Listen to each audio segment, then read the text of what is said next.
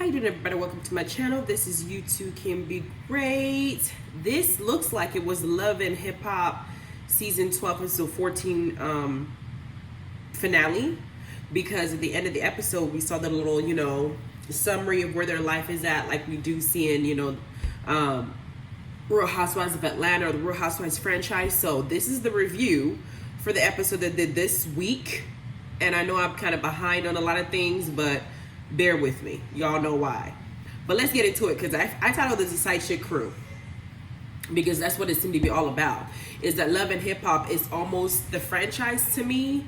I'm getting this idea that they're all about breaking marriages, because all they do is bring a bunch of side chicks to the show, and they're perpetuating this idea that these type of relationships that are unhealthy, where somebody's just disrespecting you and doing whatever the fuck they want to do in your face, that this is something that brings them money, but they're kind of doing it at other people's expenses. Some people said, well, the show is scripted. The show is not scripted. What they do is they don't script it. Baby, she okay? Oh, he's making some food for my baby. That's the reason why I can't do my reviews all the dang time. Okay, I got a baby. But the show is scripted in the sense that when I mean scripted is they don't necessarily tell them what to say, but they create scenarios where they put certain people in the same room, so they have no choice but to interact. And the people that they put in the room aren't expecting to see that person, so they have to be prepared to deal with whatever happens in that, and that's usually how they get their scenes. So we can say it's orchestrated, but we can't necessarily say it's scripted. So it starts off with them, introducing Ciara as a rapper, in addition to her owning, a salon, in addition to her wanting to, being a chef and coming up with cookbooks. She's now dipping into the music industry because she's on Love and Hip Hop. And she is not known for rapping. Do I like Ciara's voice as a rapper? No. The lyrics that somebody else wrote for her, were they popping? Yes. Were they lit? Yes. But they're introducing her for this in the last episode as coming into one of the rappers on Spice's new album, Ciphers of the A. So that's how the episode begins. And it starts off with Ciara introducing herself as a rapper by doing a diss rap. I know she's done other music that we've seen on floating around Instagram, but as far as her being in an album, she's gonna be in the Ciphers of the A, and her introduction is to do a response diss track to what Amy was doing in her side of it.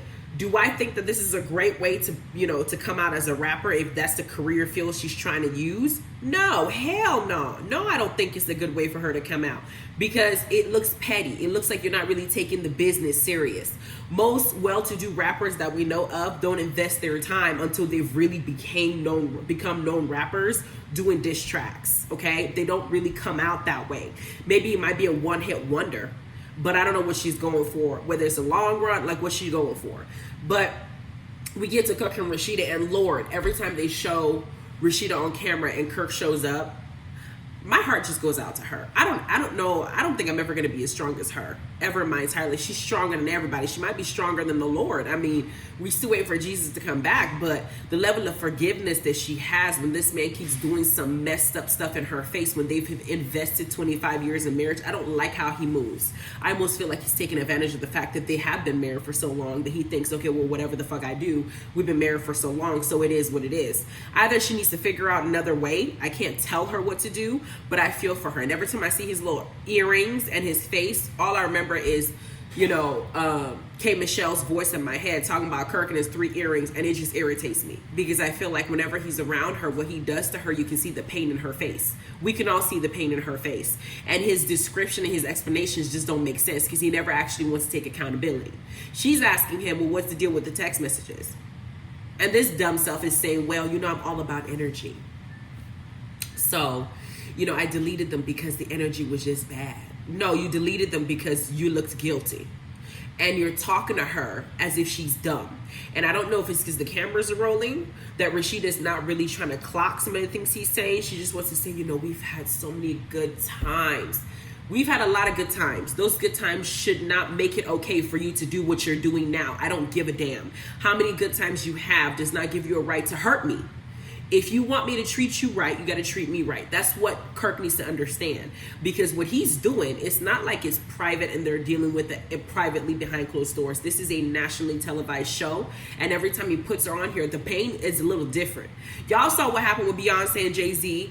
She was trying to hold her peace, but her sister knew her energy. It was like God projected her energy into her sister and said, even though I can't show my ass out here in this elevator, girl, you need to do what we both know I'm feeling. And she attacked that man in the elevator. Y'all saw that, because we already know the kind of pain when people like you are on the are in front of TV, what you can do. The embarrassment, the humiliation, the clout chasing people do to try and get on here, the things they say about you, the things that Rasheeda's probably listening. Hell, I saw Funky Dineva's review, and he said, we don't ever want to be that damn strong child. You stronger than everybody. You stronger than the damn Hulk.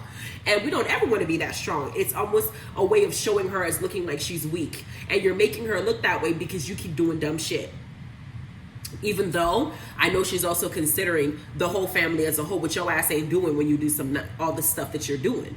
Then we get to that, and it looks like she's learning to you can tell she's still learning to get past the Cannon situation. How do you get over something like that?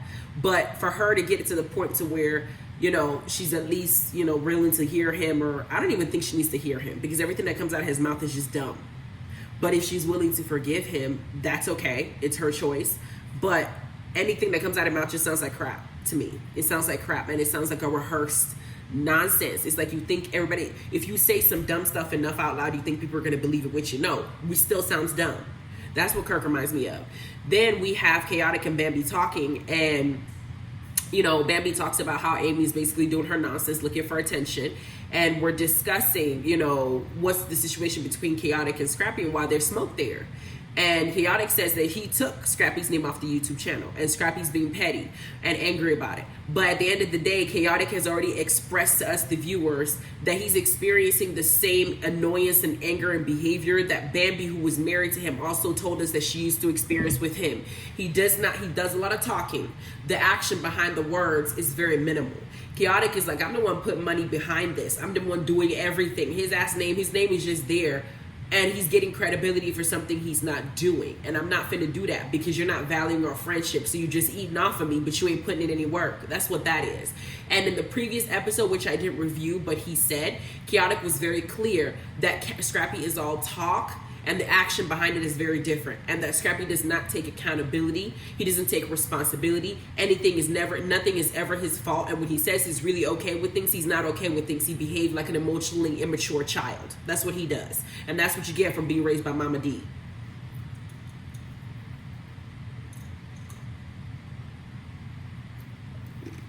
Don't get me wrong. I love Mama D. She's very intelligent. She's an astute businesswoman, according to Erica. And I'm sure she did the best she could. But on camera, whether it's for camera or not, Mama D's behavior as a parent, even as old as she is and her age, as good as she looks, is not the type of behavior that I think is conducive for raising a man to be a man. It's a behavior that raises a man to not be a man, to just complain and whine. He almost has some feminine traits in his behavior, and then when he doesn't get his way, he bucks up, because he's just all he has is his triceps. That's where the energy goes to. He traded his brain for the triceps. But I'm sitting here and I'm watching Khaotic complain about the exact same thing that we heard Bambi saying about him paying his rent late, not showing up on time. And it's not late like once in a while. She said it was happening every single month. Him not making his paying his bills, like he's just forgetting the most important things. And then when she clocked him for what he did with bootleg, whatever, that girl, I keep forgetting her name, that was on here, the little skinny one, Diamond, was that her name? Diamond, the one that, that was here earlier before she got married, and coming up here trying to show off face and all this stuff, just looking crazy and just embarrassing herself, spinning the block with Scrappy. When Bambi caught Scrappy with the Diamond situation, and it was time for him to own up to his wife, or to at least fix the marriage, or to help her stay in the house, like she said, he wasn't even trying to go there. He was trying to find a way to make it her fault.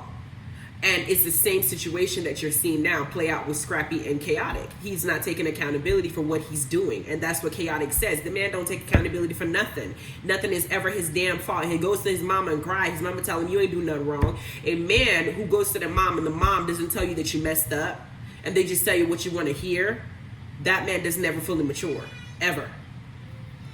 Then we have Scrappy and Amy with in a scene with Rollo, and y'all know that Rollo hasn't rapped in a long time. Rollo's accent, his Atlanta accent, is so interesting to hear, because when he talks, it's just so soothing to hear, because he does speak jewels in your ear. When he says very wise things. Then you couple it with the accent that comes along with it, and it really is just cute. So I'm like, okay, you know what? I like Rollo for a rapper, and I like him on the Cipher on the Cipher album that Spice is doing, and he did a good job with his performance. He did. It was lit. Then Rollo comes in, and you got him talking to Scrappy and Amy, and Rollo says, you know, I heard y'all went on a date. And y'all know that Rollo is secretly on Bambi's side, because this stuff looks like a whole mess. What is Amy doing with Scrappy? We know Amy's being messy, and we know Scrappy's allowing it because he probably is bitter because Bambi left him. Because in the last a few episodes back, y'all know he said something like, what I know about Rasheeda and Kuh is because, you know, no matter what Kirk do, this woman ain't never gonna leave him. So are you saying that you're supposed to just keep disrespecting your wife and she's supposed to just stay there and take it? That's what you're saying. Rasheeda's level of strength is something that I have never seen before, and I'm very happy that she had that strength. And I literally put her at a pedestal because she has that type of strength, because I don't see a lot of women having it. I see women getting back at you, but you don't expect Bambi to have that type of strength when you're over here with Diamond for all people. Boy, bye. You need to just knock that off. That's exactly not taking accountability, just expecting her to tolerate some bullshit. That's what he meant when he said that. So here he is. We all know this. We all know that no matter how much Scrappy may care for Erica, or may have even loved Erica, Erica chose not to marry him because she knew he wasn't marriage material for her. Scrappy now ended up marrying Bambi, and she was his wife, and now she's going to be his ex. She's his ex-wife. She was married to him. And we all know that no man has ever found peace when he has destroyed their marriage in that way. He destroyed his marriage for freaking Diamond's side piece behind. That is what he ruined his marriage for. He ruined his marriage for her, and you still ain't with her. And now you're by yourself in your house, having Amy use you as a pawn to get Bambi back. This is how low you've fallen, when you could have just fixed your home. Do you understand that? So when he sits here and he's over here talking to Rollo clocked that too. Because Bambi and you are still in the same show. We still see your ex-wife. We still see how she's doing. She don't look ugly. Her body after having 3 kids, she looks bomb. She has her website, her hair, her clothes. She got her children's book going on. She's still taking care of her kids. She still has her store. She's not broken in any way, shape, or form because she didn't do you wrong. But you as a man, you did her wrong, and you destroyed your home instead of fixing it, because she gave you a hint. She said you should have been trying to help me stay in this place. Y'all actually taken that as a hint and helped her stay in that place and did whatever you needed to do. You got Yandy and Mendecees going to counseling to fix their situation, as they should. You got Rasheeda and Kirk, who did go to counseling, and Kirk seemingly looking like he's apologetic and trying but failing in several ways, but he's at least trying to get it right. Your ass just said you ain't do nothing. You don't even try to claim anything. And that's the same issue Khaotic is having with Scrappy now. Then Amy's dumb self talking about, well, Bambi and I ain't friends. Girl, you just look like a whole hot mess. I used to like Amy. Now I don't, because she just looks crazy. Then we have DNA test conversation come up with Ashley and Lil Zane. Lil Zane cracks me up because there's also a lack of maturity there too. And it seems like Ashley, his wife, and him, they're really trying to work it out. But Ashley did something petty. She wanted him to feel the level of frustration he put her through when she had to sit in front of his ex and have her reveal information that he should have disclosed to her prior to her sitting at that table looking dumb. That while you're sitting up here telling me that ain't your son, you went and told your ex, well, you'll be a father to that baby. Why are you fathering a child that's not your own, that your ex went and had with another man to get back at you? Because the ex-girlfriend made it clear to Ashley that the only reason Zane proposed to her was almost as if he was angry with her for getting knocked up by somebody else, which she probably did while she was mad at him. So you're saying that he never would have married her if she hadn't got pregnant with another dude that Lil Zane is not trying to claim as his son, even though that's not biological, and you married her. All that just sounds crazy. It just sounds messy. It sounds dumb as hell. Zane should have just told her, listen, I was in my feelings. I should have never said that. That's what she should have said. So Ashley now got him back by having a conversation with him that she doesn't know when the relationship is going to be. So she had her son from another relationship go in his father's, and he's going to stay there. But she did it without consulting him or talking to him about it. And because he probably loves her son as his own as well, because they're living as a family, he does feel some type of way about it. So she did that as a get back thing, and he caught that, as you should. Then we have Mendecees and Yandy entering a room. And Yandy had a wonderful opinion to bring very expensive wedding bands back in. Now, Mendecees told us before that he lost his ring somewhere in the house. The way that we perceive it is we know that they were having marital problems and he took off the ring. Now that they're on the mend, Yandy would prefer her husband wear a ring so she can now portray to the world that you're married. They may have been on a break. They may have done a couple things to where Mendecees was having these affairs that they're talking about, but they're still married and he had left that house. So they may just have been going through something and they just needed a few, some time to get through it. But he put that ring on and I was very proud of him, man. Fix your home. That's what you should do. Because all this shows is doing is trying to break everybody's home. Except Kylie's, because she didn't break hers by just being her. Hold on.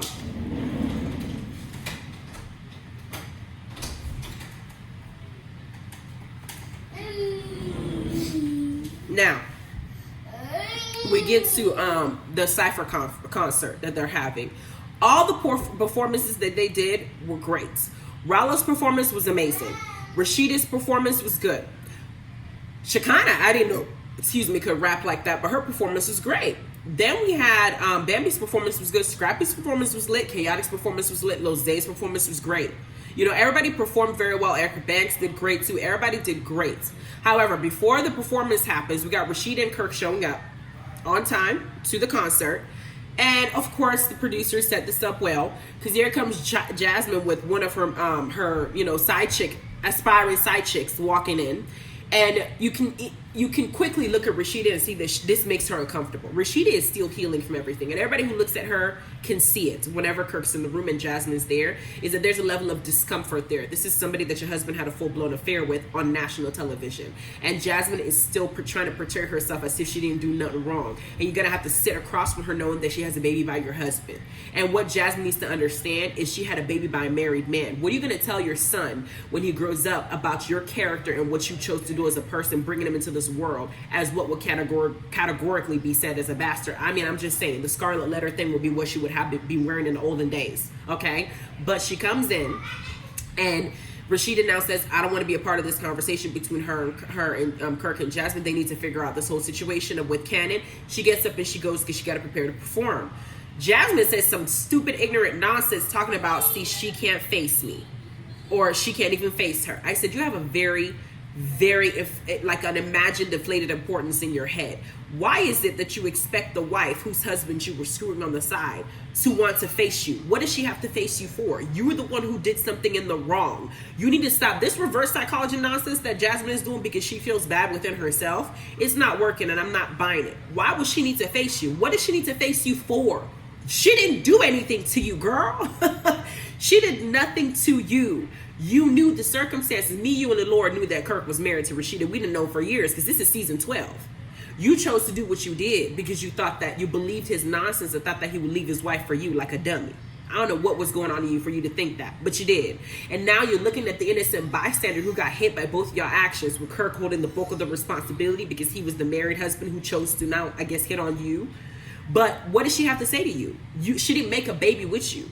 This is, I think, where Jasmine has an issue with, is you're wanting Rasheeda to acknowledge you so bad so you don't have to feel as guilty as you feel for the things you did in that marriage. You are still the Jezebel girl. You need to stop doing all that.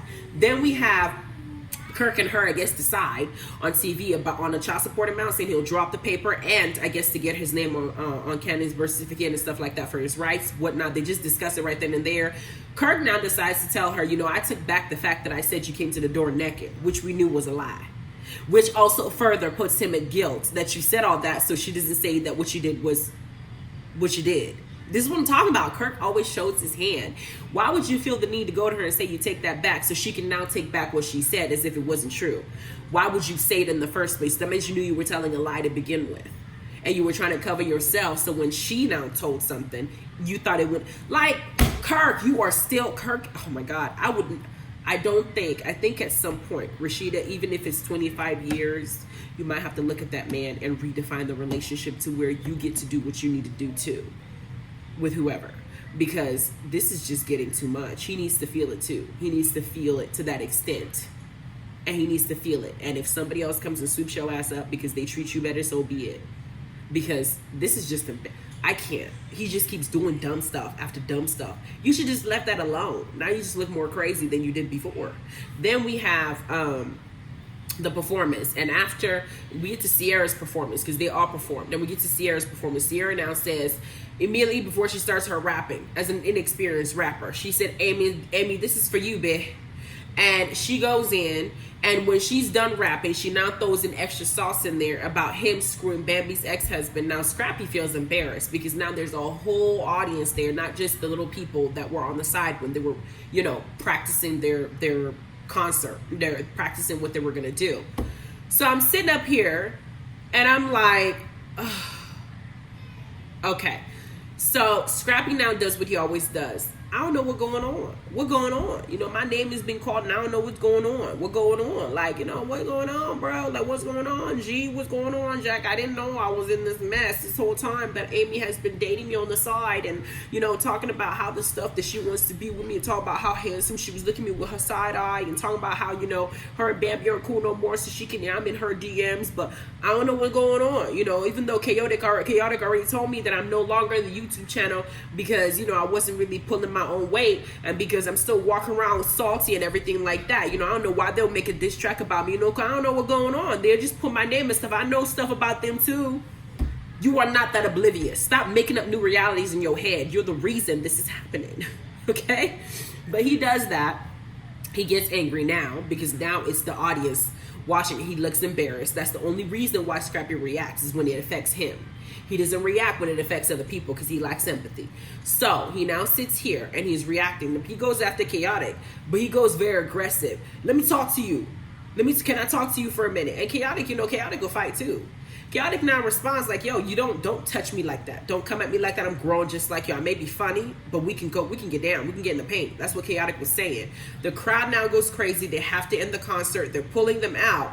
And Scrappy's telling a whole other version of reality. He said, I just said I wanted to talk to him. No, bro, we saw you in your aggression. We saw all of it. You were angry and you approached him and the way you grabbed him looked like you wanted something other than just the conversation. Now that it's looking crazy and you caught yourself, you want to not lie in front of everybody and say, oh, I was just trying to talk to him. Lil Zane caught that and said, Scrappy, I was there. You weren't trying to talk. That touch was not just the touch, bruh, because I would have reacted the same way. This is what I mean by what Bambi was saying about Scrappy. His reality and his recollection of what really happens is never really what happens. I don't know whether what goes on in his head when he tells the side of the story. He never actually says I messed up. He always says something entirely different. Then we get to Mendecees and Yandy. Coming up with, Messy Dollars, who came with Jasmine as the prop that the producer chose to bring her in. And Mendecees and Yandy on their way out. And Jasmine and the crew of aspiring side chicks show up. And they're actively trying to start something with Mendecees. The man's just trying to leave with his wife. She was like, oh, you don't know me? I'm like, Jasmine, I'm at the point where I'm just like, you must know all the side chicks, girl. Because that must be like a little club you got going on. Because all you're doing is this married man is walking away with his wife. What was the reason for you to even stop him if he wasn't even fucking you? Why are you even trying to create a problem? He's not touching you. He said he don't know you. She goes, you don't know me? He was like, no. He said, you came to my club with me and my friend. Yes, I come there to drink. I still don't know you. And she keeps going, you don't know me? He goes, I asked you for a drink. Me asking you for a drink does not make you memorable to me. And Mendecees was doing a great job handling her, making her look dumb as she looked. Instead, this hoe didn't want to stop going. They're walking away, and Mendecees is like, you're done. You're done. I'm going to walk with my life. Now, her friend who wants camera time opens up her mouth outside and keeps running it. Just because you fuck everybody in Atlanta, first of all, let's just be honest. Let's just play this scene out the way that I see it. Mendecees didn't do nothing to you. Yandy didn't do nothing to you. Especially you running your mouth, in the background. It's, one of the background dancers outside of Jasmine. Jasmine and Kirk, we don't have their issue. We just met in this season. I don't know you from a campaign. I don't remember her name. That's how memorable, like how much of you that's not, relevant in this Love and Hip Hop franchise. And you now want camera time by trying to ruin somebody else's relationship. Even if Mendecees was doing that, what did Yandy do to you for you to want to pull that out? I mean, what do you think you're going to get out of this situation? Do you think you're going to get more camera time? Do you think you're going to get more information? Because Yandy did what I did. You're not going to disrespect my husband in front of this. You're not going to do that, bitch. We will fight. And Yandy got in her face, and we would do. And I don't know if Yandy will actually fight, because we ain't seen Yandy fight nothing. We saw her cousin, her sister, her auntie, everybody fight for her except for her, trying to retain her job. But what I'm saying is, I don't understand the motive of what this woman was doing, because I don't see why you feel the need to do this. Mendecees didn't do anything to you. Yandy didn't do anything to you. The only purpose of you trying to be this very evil person, to embarrass somebody who didn't do nothing to you, is because you want camera time. Jasmine and her crew of side chicks need to go somewhere. Okay, go find a bunch of men that you can just that want you. Quit looking for people that are trying to walk away from you at this point, because y'all are a whole hot mess. I mean, that scene outside just looked crazy to me, and it wasn't Mendecees and Yandy that looked crazy. It was the rest of y'all really trying it. Am I wrong? Tell me, because I'm looking at it and I'm just like, what was this for? Who was this for? Anyway, that scene ends with them running their mouth, and they all have their little after conversations in the end about what their life is doing, where their life is going, and we can just tell that this is the season finale. I don't know for sure if this is going to be a reunion. I'm hoping there's going to be a reunion so we can see all this play out. But now at least I understand why Jock didn't want to be part of it. But this is a whole hot mess. This was unnecessary placement for the producers to be doing this. Did y'all just put this crew there because you think they're going to get some? Like, all this is just for camera time, and y'all are doing it at the expense of people's homes. They are. And I know Kirk screaming before, VH1, stop trying to destroy my family. Well, your actions were destroying your family. They just capitalize on it. But at the same time, these are the things that they're doing, because Mendecees and Yandy were just walking away, living their life. We know that we're having marital problems. What transpired while those marital problems were happening, so what? Just leave it alone. They handle it indoors. You need to just shut up and take your ass back to the club and go shake your ass for somebody else. Get your little dollars and shut up. Anyway, that was it. That was the finale. Let me know what y'all think on your end. Have a good rest of your day. Bye.